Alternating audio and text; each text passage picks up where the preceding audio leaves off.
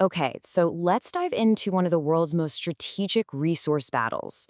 It's happening right now in Ghana, and honestly, what's unfolding there could completely reshape the future of energy and technology as we know it.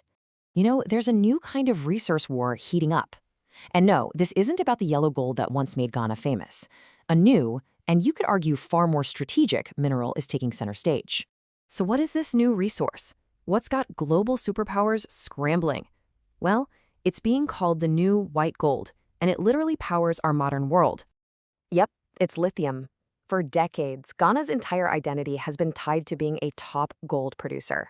But now, the country is making a massive pivot, stepping into a future that's going to be defined not by gold, but by this white gold. But hold on, this is so much bigger than just mining a new mineral. This is a high-stakes global power play with some huge geopolitical consequences. And to really get it, you have to understand the mineral itself. To put it simply, lithium is the absolute key ingredient for the batteries that power electric vehicles. And, as the whole world tries to shift away from fossil fuels, controlling the lithium supply chain, well, that means holding an immense amount of power. And here's the thing. Right now, the playing field is incredibly lopsided. China just overwhelmingly dominates the world's lithium processing. This near monopoly gives Beijing incredible leverage over the entire global EV market. And that, right there, is the core motivation for everything we're seeing. The United States and its allies are in a desperate race to build their own supply chains. They need reliable sources of lithium that aren't dependent on China, and frankly, they need them yesterday. And this is exactly where Ghana steps onto the world stage. The country is making a really decisive move, placing a huge bet to position itself as a key player in this new global game.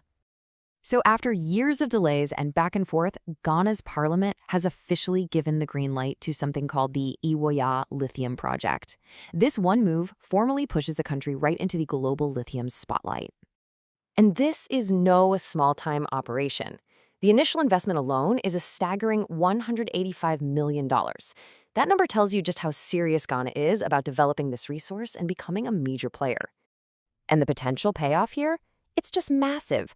The project is expected to produce an incredible 3.6 million tons of lithium concentrate over the next decade. To put that in perspective, a resource of this scale means this isn't just a mine for Ghana. It's a golden ticket into a critical global supply chain. So what's the deal actually look like for Ghana? Well, the mining company, Atlantic Lithium, gets a 15-year lease. In return, the government gets a 13% stake without having to invest anything up front, plus a royalty that can slide from 5 to 12%. It goes up when lithium prices are high. But as you can imagine with any deal this big, it's kicked off a pretty fierce debate inside Ghana. Is this a golden opportunity, or is it a strategic giveaway? On one side, you have supporters who argue this is a vital move. They see it as exactly the kind of foreign investment Ghana needs to stay relevant and to avoid getting left behind in this new energy economy. But then you have a strong counterargument. Some lawmakers are really sounding the alarm. They're warning that lithium is a critical national asset and that the country should have been way more cautious with the terms of the deal. So what does this internal debate really mean for the rest of us on the world stage? Well, Ghana's move isn't just about its own economy. It has the potential to turn the nation into a new kingmaker in this global battle for supply chains. And this is what makes Ghana's project so unique on the continent. See, most other big lithium projects across Africa, we're talking places like Zimbabwe and the DRC, are funded by Chinese capital.